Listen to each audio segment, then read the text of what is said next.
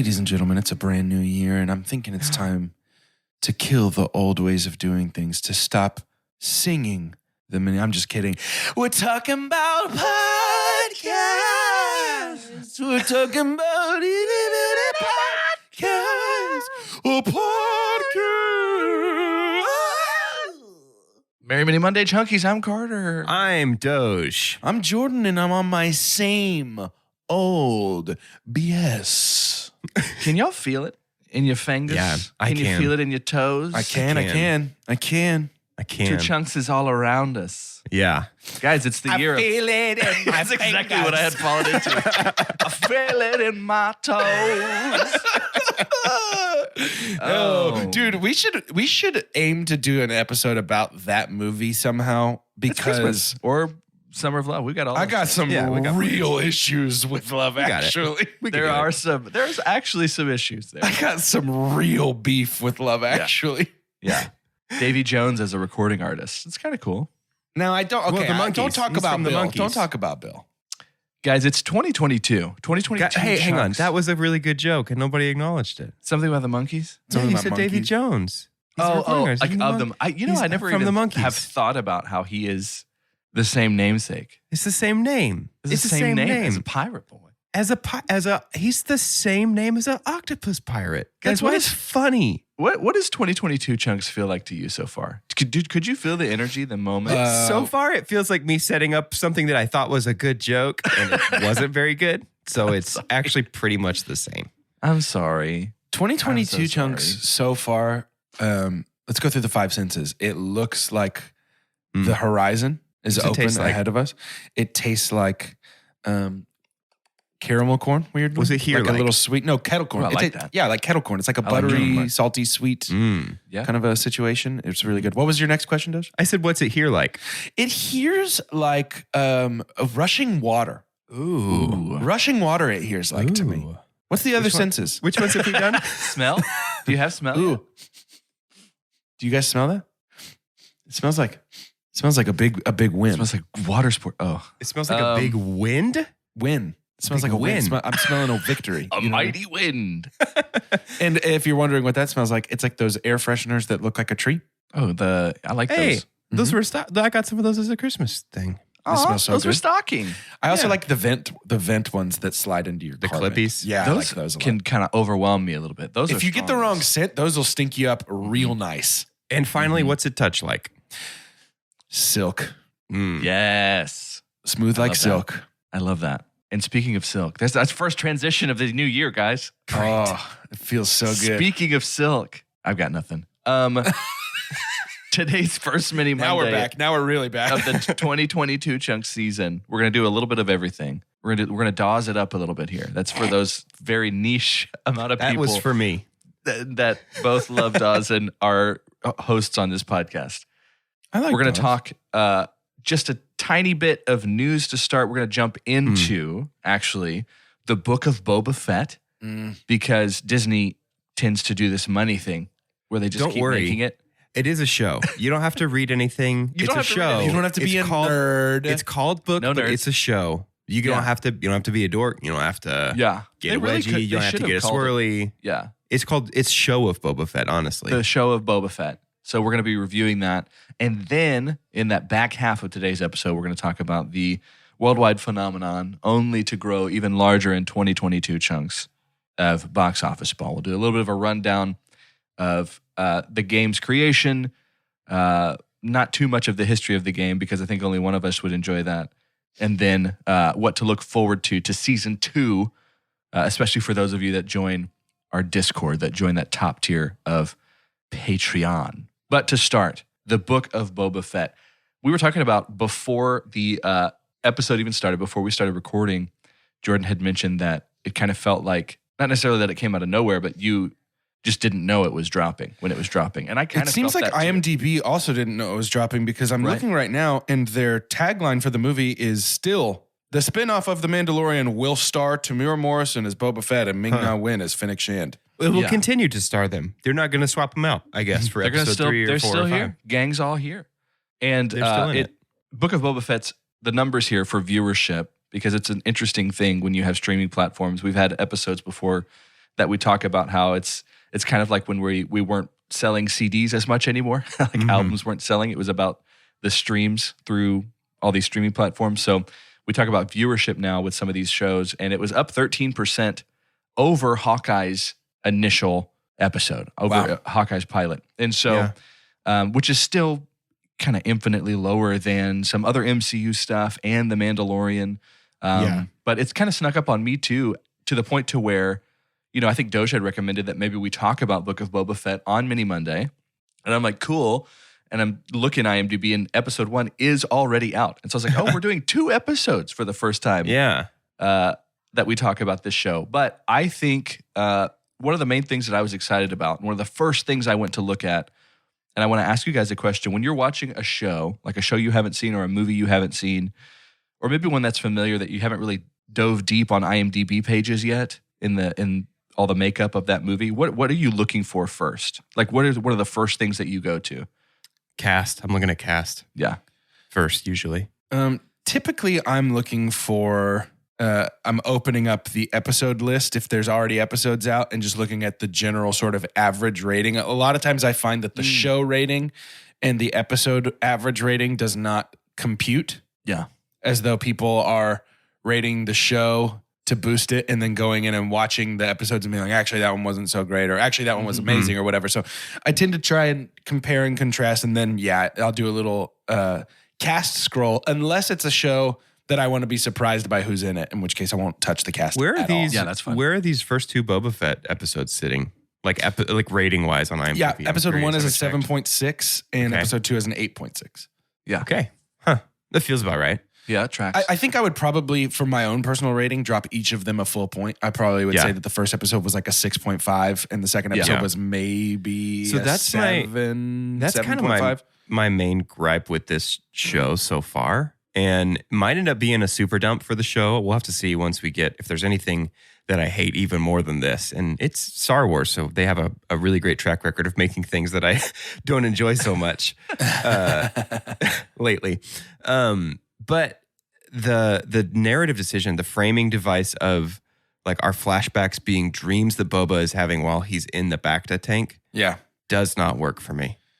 It is very clearly like in episode 2, we get the train sequence that is basically Lawrence of Arabia in space, which is cool. That's great. But it is clearly building up to Boba harnessing desert power, like in Dune, right, to be able to take on the Hutt twins. Which, by the way, that's the Wookiee that we see. He's a character from the comics called Black Krrsantan. And he is a Wookiee bounty hunter. He has a brief history with Boba Fett. They were both hired by Darth Vader to complete a job in the years in between episode 3 and 4. But I'm going to need to see more of him. They likely haven't seen each other since then. I guarantee that we're building to a big fight between Boba and Black When he came out, I was just like, ah! Yeah, dude, same. And I didn't know a thing about him. He rounded the corner, and my head, it was just mouth open, head shaking. No. I was just like, he's so scary. He's so cool. Yeah, but the framing device, like these flashbacks just don't work. Like they kill the momentum of the show to me. Episodes 1 and 2, I think should have been combined so far. Yeah. Like virtually nothing happened in the first one. Like we could have stayed in the whole flashback for an episode, stayed in the whole present for an episode, but it's just, I don't know, something about it, like just pacing wise isn't really sticking with me. Episode 1 had me incredibly worried. I had the benefit of being able to watch both back to back. I wasn't able to get to episode 1 until I watched episode 1 the day it came out and was like, oh no, this is gonna be boring. I think if I had to wait a week, I would have been much more disheartened to spend a whole week being like, yikes. But yeah, episode 1 I thought was really, really boring. I did not really enjoy episode 1. In fact, episode 1 ended and I saw that episode 2 was about 20 minutes longer than episode 1. And I was like, ugh, okay, I guess I'll sit through it. Episode 2 was much more enjoyable. I did like that one a lot better. Yeah. I thought it was at least fun. The train scene was awesome. Train scene was great. And I like characterizing the sand people a little bit. Yeah, I'm down for that. I think that's really fun. Cool. If we don't see one of their faces, I'm gonna I don't think you will. I'm gonna I don't think you will at all. They don't ever take I don't think you should. Their desert stuff off. I have to know. I mean, They're Boba, basically Sandalorians. Yeah, love it. There are entire sequences of this show, same with Mandalorian, without a human face in them. And it's just puppets and helmets and costumes. And I think that is so brilliant. I think that's so I cool. love it too. But like, are Tusken Raiders human beings? We don't know. Well, they're That's beings. what I'm they're saying. not human. Yeah. Could be. I don't But think like, you're supposed to. Does it look like I don't a know. people face underneath there? I don't know. I don't think you're going to ever see one without I his, have his to know. rags It has on. eyes. We know it has eyes in the mouth. I And have to know. Yeah. no, that was in the bar. That was a different alien. I was like, and a groin. Because Boba does kick one of them in the groin. You know, I didn't realize. I didn't realize until the concept art in the credits at the end of episode 2 that all the eyes in the tree were Jawas. Yeah. Oh, I didn't either. I didn't even see the concept art. Yeah, I missed that. He saw those eyes, and then in the concept art, it's a bunch of Jawas. Because he's flashing back to when they stole his armor. Yeah. How interesting. I really appreciate something about the Disney shows that I really, really appreciate is the amount of practical effects and prosthetics that's going into them. Things like the Pike Syndicate, the guys who are driving the train, those practical effects don't look awesome, but they look very Star Wars. Yeah. And so it makes it still feel like it's Star Wars to me. Yeah. I think the practical effect of the Ithorian, the mayor, that alien is called an Ithorian, and we haven't seen one of those in live action in quite a while. And this is the best it's ever looked, I think. Watching his side incredible mouth puppet. talk was gross, but I liked It's an it. incredible puppet. With the little like Peter Frampton Yeah. sound thing in there. I thought he was just going to be like, Yeah. welcome, Boba. Welcome to I think my that's- home." So I I don't want our Boba Fett discussions to turn into me just bashing the sequel trilogy. No. And I have a reasoning, I think, as to why I'm with this lens. I think there's something to be said about Mando coming first. And Mando came first for a reason. The Mandalorian show, because that was the brainchild. That was like, this is the one thing that Favreau wanted to create. And who's our basically Lucas's Dave Filoni. Padawan? Dave Filoni. Yeah, Filoni. And those two working together, bringing in some of these aspects that we're continuing to see from the Clone Wars, which continues to be the highest rated and probably most beloved in canon of the Star Wars world. I haven't seen all of it, but I know that y'all have, and I think y'all could probably agree with that. But yeah, pulling that together, and I kept trying to do this whole thing of like, what if the book of Boba Fett came first? And I couldn't even wrap my head around it because it was never supposed to. Right. Like, I don't think it was supposed to be first. Things that were great for me is it still looks gorgeous. It still looks like they're spending money on this show. Oh, 100%. The pockets are deep. I was really excited to see Favreau was still on board, and that confirmed in my mind. So he's going to have 3 shows that are all in the same universe that he's working with a handful of people. And there's names that show up again, like thank God Ludwig Göransson is back. Yeah.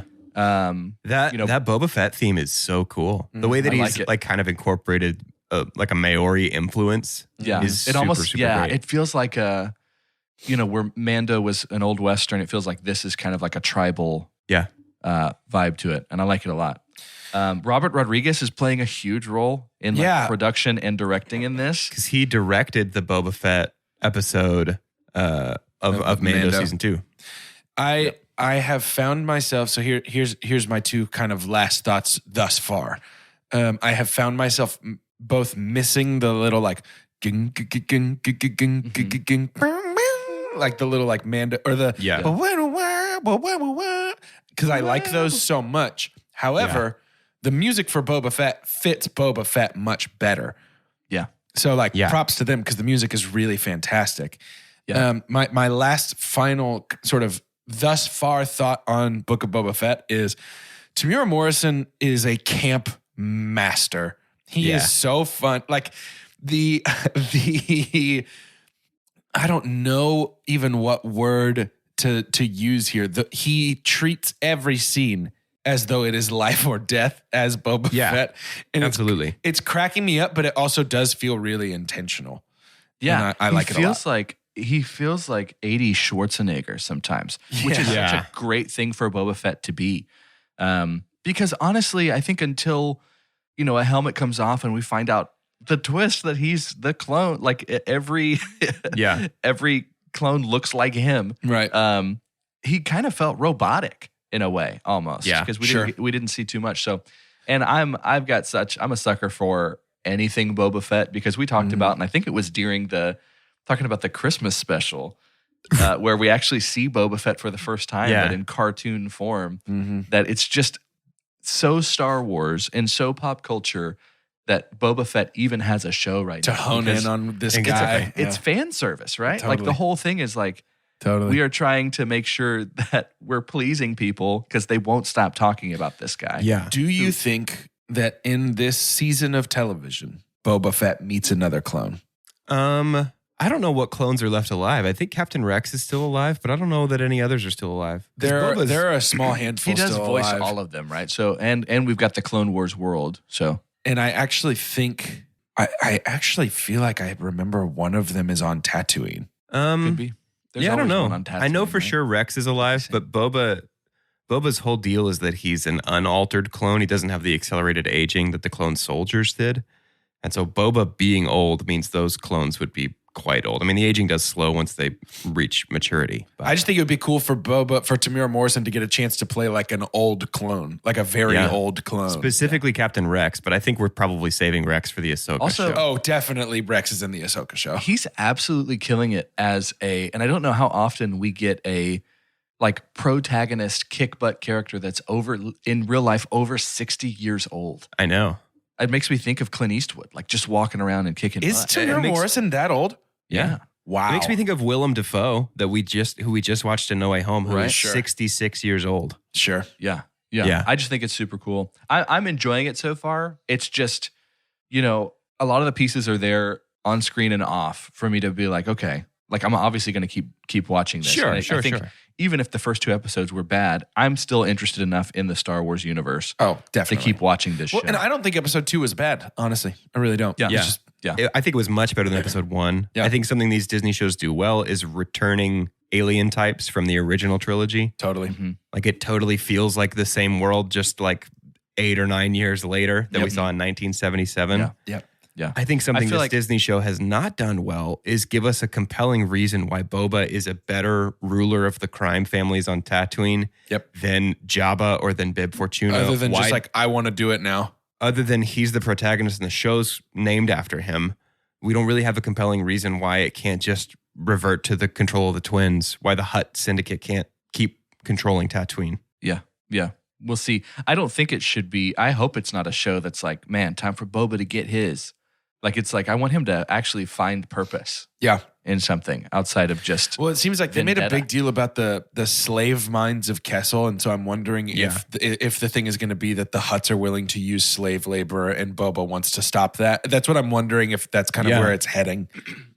Which, correct me if I'm wrong, the slave mines of Kessel, that's where the Wookiees are, right? I believe That's so. where the Empire enslaved all the Wookiees to mine spice. Yeah. We get to see the slave mines in Solo, right? Yeah. Yeah. Cool. So yeah, that's our first couple episodes of the Book of Boba Fett. Again, Favreau kind of has a trinity that he's been given full reign over. What's and the this is third one? That he's doing the Obi-Wan show. Oh, he is. I didn't realize he was doing that too. Cool. Yeah. And so it's kind of like Is that these this three- year? I don't know if it's the end of this year or it's the time that the Book of Boba Fett reviewed, but 2023 or like dropped okay. 2023. Yeah. I'm not totally sure. Okay. But he's got those 3 because they could all cross paths. I think that's why he did that. Yeah. Aren't Mando season 3 and the Ahsoka show supposed to be this year, though? I don't know. Could we get I don't know. 3 Disney- seasons of Star Wars this Disney year? is so, with their they're doing Disney it with Plus Marvel. shows, they keep it so close to the chest until like a month before they come out. And they're like, oh, by the way, Yeah, that's true. which makes it really hard to plan a podcast around. That's true. Yes, it does. Ahsoka releases. It doesn't say. I'm not sure. Very excited for that one too. But do we do a bit of like a money break? Little dollar bill I break. gotta refill my coffee cup. Do we have time to make me enough money to do it? Refill your coffee cup and let this next ad fill our coffers. That's 2022 chunks, baby. We're back. Today, I want to tell you about a simple way to get all the entertainment you love without the hassle. DirecTV Stream brings your live TV and on-demand favorites together like never before, which means you can watch your favorite sports, movies, and shows all in one place. And the best part? There's no annual contract. So stop waiting and get your TV together with DirecTV Stream. You can learn more at DirecTV.com. That's DirecTV.com. Compatible device required. Content varies by package. Welcome back. I hope you enjoyed making money as much as I did. Wait, you didn't? It's not your podcast. I want to talk a little bit of news, and it's all money stuff as we lead up to our conversation about Box Office Ball. But we already talked about how Book of Boba Fett had a 13% increase in viewership for its pilot episode over what Hawkeye had during that holiday season. Lots of other things making money. No Way Home is just about at $1.4 billion worldwide, meaning that Spider-Man No Way Home is already one of the top 15 highest grossing releases worldwide of all time.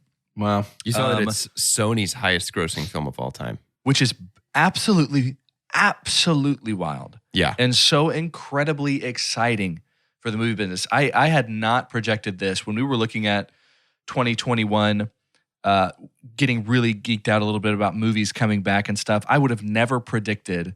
Now, I would have said that No Way Home would make the most money in 2021, but not that it would make double of a James Bond movie. Yeah, literally twice as much money as James Bond. So I think it's what a perfect movie to be in the season that we were to kind of bring things back. Well, perfect for some of us. Yeah, perfect for some of us. For maybe two of the pod boys. What wasn't perfect for you? What was wrong? Gloria Bishop was uncredited. Oh. Yes. Sorry. No, I wasn't even talking about. Yeah. Okay. I totally see that. She wasn't in the soup kitchen. Well, she was. Well, she was, but she's the hardest working actor in Hollywood and gets none of the credit. Gets absolutely none of the credit. Box Office Ball. Maybe on tomorrow's episode when we talk about Catwoman. Get ready, y'all.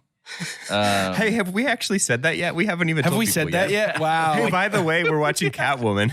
Hey, we're watching the Halle Berry one. If you're like, is there a good one somewhere? Catwoman? No, there isn't. Yeah, this is. But yes, there is. We'll have plenty of time to really dissect the hairball that is Halle Berry's Catwoman. Yeah. Woof. But for now, Box Office Ball meow. Season 2. Meow. I've got a few exciting new aspects that we're going to have to Box Office Ball. Quick rundown. If we've got a lot of new listeners recently. Box Office Ball was kind of this, not necessarily out of the mind of Zeus, out of nowhere, but it was out of a pod boy that plays fantasy football and likes sports, and then also likes movies, and tried to find some kind of world. But that's all of us. How will they know? To bring them both together. But Box Office Ball is a roster of actors and actresses that you make money into your purse based off of the movie releases that each of these actors would have during a given time frame in the calendar year. And so, for instance, this year, there were teams that made $800 million. There were teams that made $2 billion, $3 billion. And the winner is pretty easy at the end of it. You can tell just because of how much money you make. We use Box Office Mojo, which tells you the worldwide gross. And so that's the way that Box Office Ball works. And so I want to do a few basic rundowns of that in case anybody wanted to start that at home. If you wanted to join it with celebrities and with your pod boys, you can get on our patron level, the $5 tier in Discord. We have a channel on there for Box Office Ball. It looks like, guys, that we're going to have about the same amount of people that we had in season 1. Cool. We've got some people coming in that are new. We have some people returning. Obviously, the three of us are playing it again. What would you say for people coming into Box Office Ball? What kind of tip would you have for anybody that was jumping into this unique game? I'm hesitant to give any real tips because I don't want them to be used against me. And that's the thing too. Don't give like no. I'm trying to give like a general thing. Here's what I'll say though. Here's what I'll say. This is the biggest tip that I can give that's not revealing my own personal methods. Here's the mistake I've seen a lot, both in our league and in others that people have told me about or that we have seen posted or whatever. When you make a pick, just make sure that person has a movie coming out. Yeah, that's huge. I've seen a lot of people be like, man, Dwayne "The Rock" Johnson, one of the biggest actors on the planet. He's going to rake it in. And then they pick him. He has one movie over the span of that season. And it's like, yeah, he's huge, but this person's in 5 things. Mm-hmm. But Zendaya's on the board. Right, yeah. Yeah. And so I would just say, There were a couple picks during our season of Box Office Ball that when the people made the pick, I was like, did I miss something? And looked them up and I was like, oh, no. Uh-oh. Yeah. I think my biggest advice is don't get too twisty with it. Because I got pretty twisty with it. Yeah. And I was like, this guy, he steps on for one tiny scene in like 3 movies here. Gloria Bishop is this tiny little extra role. She's in The Crowd in Dear Evan Hansen. She's in The Crowd in Respect. She's in The Soup Kitchen in Spider-Man. Amazing. Doge thought that he was petting a cat slowly on his lap while he was planning out his Box Office Ball team. He thought that he was like, excellent, yes. Yeah. Yes, indeed. But then the camera panned out and he was just like petting a blanket that was wadded up on his lap. And he was turns out I was actually petting the cat the wrong way up. And the cat turned around and scratched away all the chances. He was petting the insides of the cat. I had my hat down, my hand was on the cat's throat and I was scratching him on like a Muppet, like the way you scratch a Muppet. Exactly. But yeah, just don't get too twisty with it. Like probably Zendaya's a better pick to get Spider-Man money than Gloria Bishop is. And it doesn't matter that Gloria Bishop is a tiny role in 3 things and Zendaya is a huge role in 2 things. You better make sure you get that Spidey money. Zendaya's probably still a better pick. Money. Yeah. Having Spider-Man No Way Home and not having Spider-Man No Way Home is the difference between like second place and last. Right. Yeah. Because it's the most money. And so a tip that I do, and I think a lot of us do, is on IMDb as well. And you can find a lot of websites that have release calendars. And release calendars become a little bit less reliable in the era of COVID than they have before. And so if you feel like some things are certain or they're sure things, those are the things that you probably should go for. Sure things in terms of it will stick to its release date or at least relatively close, and the production company. So a lot of the times production companies Disney usually stays pretty consistent. Outside of COVID, again, COVID was kind of an outlier there. Are gonna nobody really planned for that, huh? Nobody really planned for that. If they did, I'd like to speak to them. I'll tell you that. Season 2. So we've split the calendar year into 2 different seasons, and that's probably more appropriate because it feels like with the way that movies are moving around. Morbius was supposed to be released, I think, in like 2008.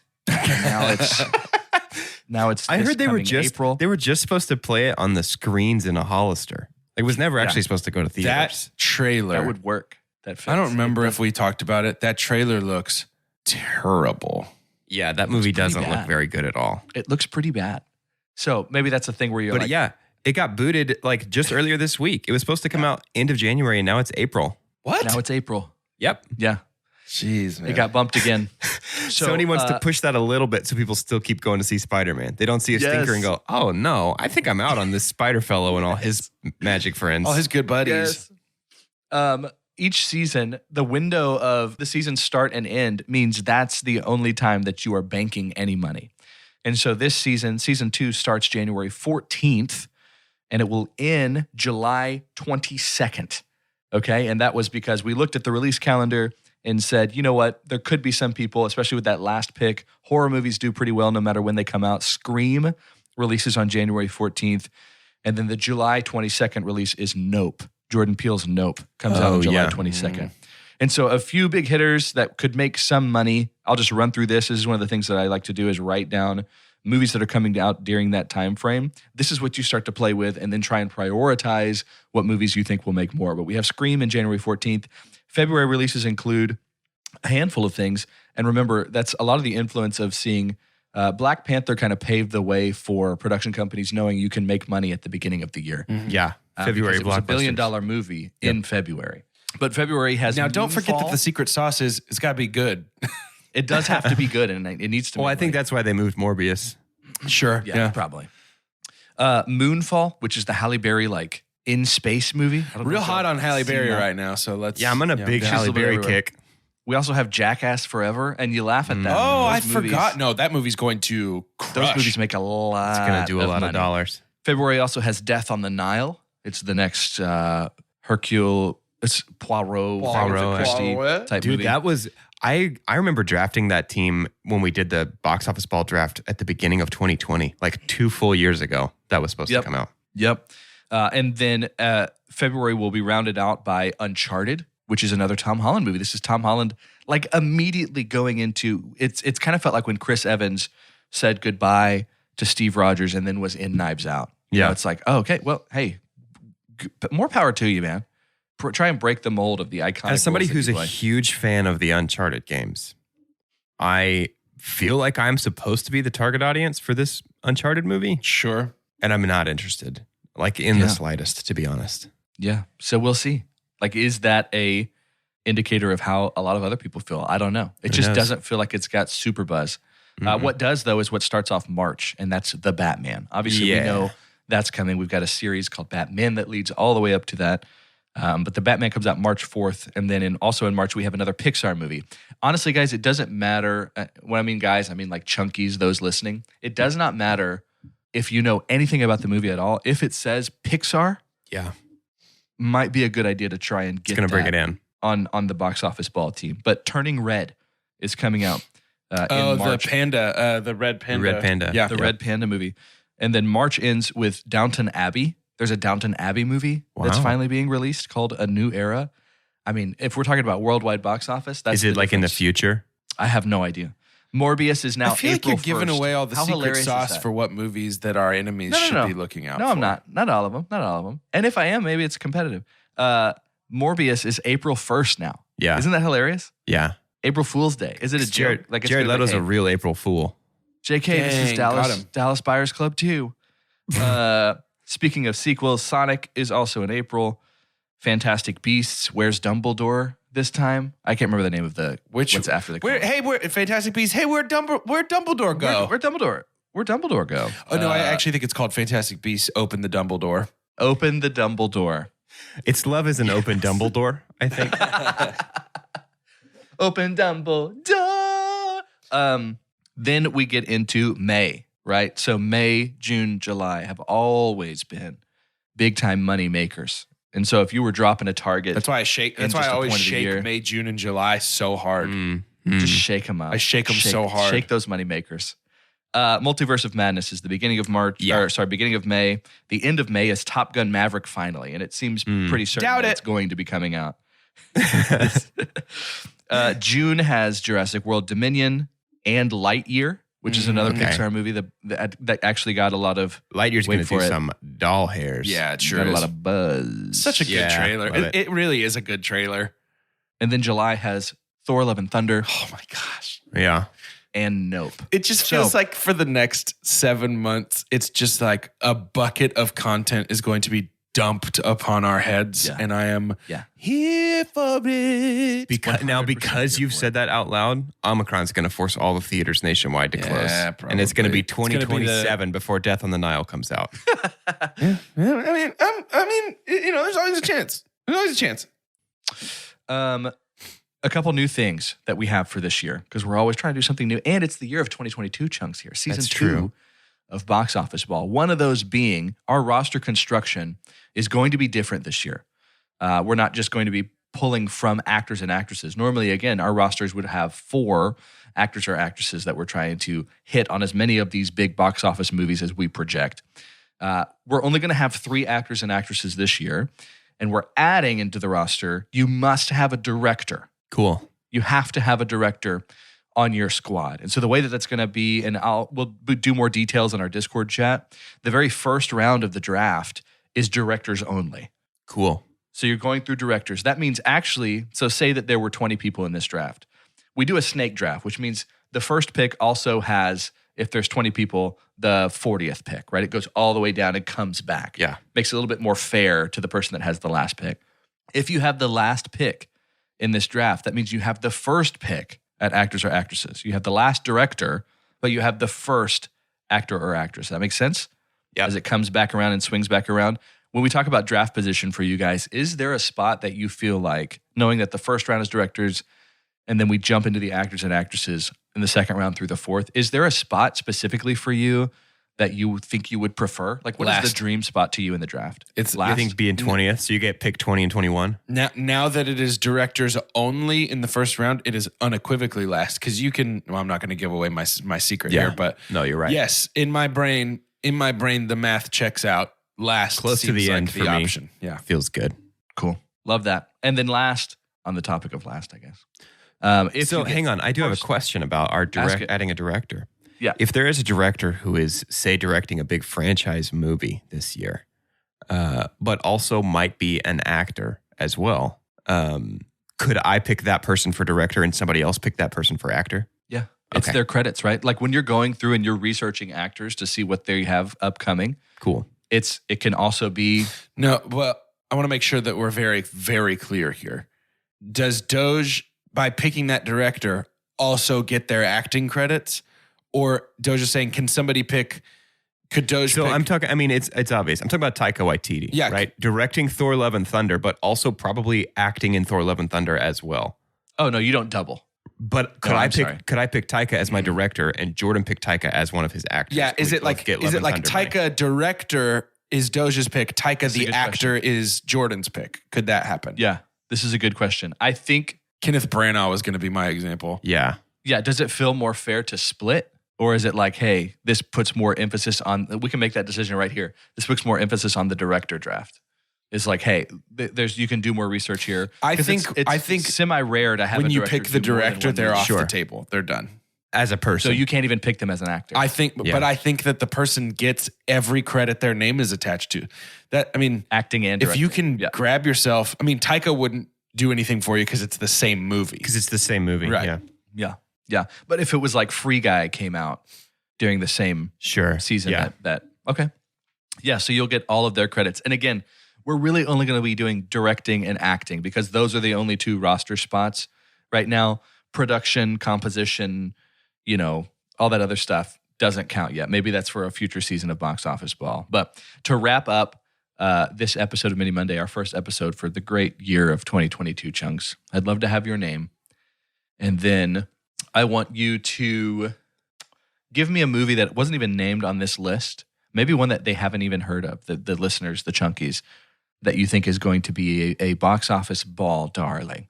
I'm Carter, and dropping absolutely out of nowhere. But for those of you that have researched very closely and follow the demigod on Instagram, Vin Diesel is going to have some kind of bizarre thing that comes out that's going to be a preamble to Fast 10. Mm-hmm. And it's not necessarily going to take the world by storm, but I think it's going to be a difference maker. It's going to take the world by sprinkle.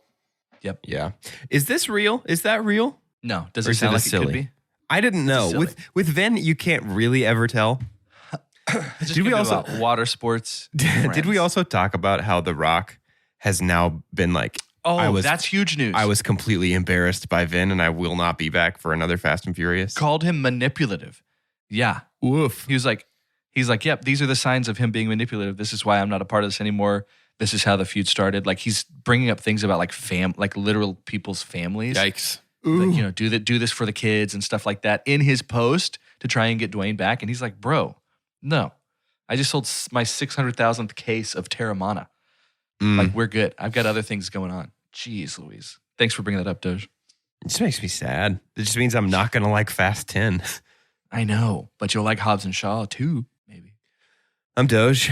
What you might not know, but you will when I'm done talking about it, is that Fast 10 is releasing this year, but it's just The Rock. He's making his own Fast 10. Whoa, that would make a lot of money. It's FASTEN, fasten, and then parentheses, your seatbelts. Yep. More parentheses because we're going to drive very fast, all caps, in our cars. And there's 10 of us. For 10 hours. And it's a supercut of all The Rock's scenes from every Fast and Furious. Daddy's got to go to work. Flexing the cast off. One of the greatest moments. Man, that makes me so sad that he's not going to be back. That sucks. Good for him, though. Stand your ground. Yeah, it's about time Dwayne Johnson got a voice. He will not sit silent. He's been so silent and passive. Just a little mouse of a man. I'm Jordan, and funny enough, the project that I'm looking forward to the most, sort of an underground hit type of situation, is also a Vin Diesel project. The Pacifier 2. Oh. All the kids are back, playing the same age. Yeah. Except I would love to see Vin Diesel with a fully grown adult strapped to him in the baby papoose thing, like he had on the Pacifier poster. Yes, I'm in. Yeah. No details have been released about the plot yet, but there's a lot of speculations on the online forums Yeah. I think even after the movie's released, there'll be no details about the plot. Yeah, that's true. Most likely. A lot of people really looking forward to it. I can't believe we watched that. That movie sucks. I think it's fun. I mean, it's bad, Anyways, but it's tune fun. in for Catwoman tomorrow. Yeah, right. Yeah, that's true.